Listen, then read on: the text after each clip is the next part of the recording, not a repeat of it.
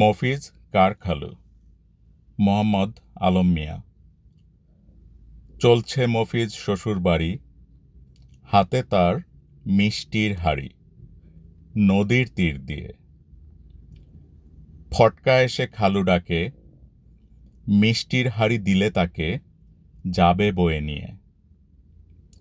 মফিজ ভাবে, ভালোই হলো, কষ্টখানিক কমে গেল এই ছেলে এসে। দিল তারে তাড়াতাড়ি নিজের হাতের মিষ্টির হাঁড়ি এক গাল হেসে। বলল তারে, শোনো ছেলে, এনাম দিব বাড়ি গেলে, চলো দেখি আগে। ফটকা বলে, খালুজান, ঠিক নয় মোটে কথা খান, লোকে পেলে বাগে।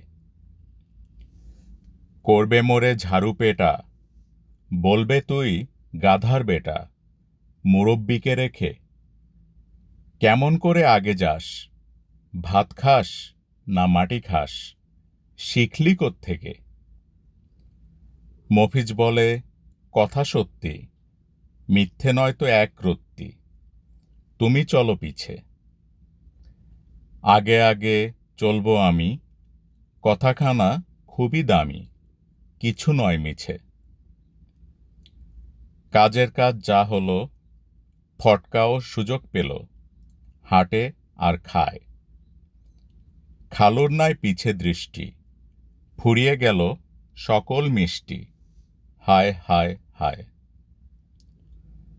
শ্বশুরবাড়ির কাছে গিয়ে দেখে মফিজ দৃষ্টি দিয়ে, ফটকা তো নাই। মফিজের মাথায় আলু, বলে আমি যাহার খালু, তারে কোথা পাই।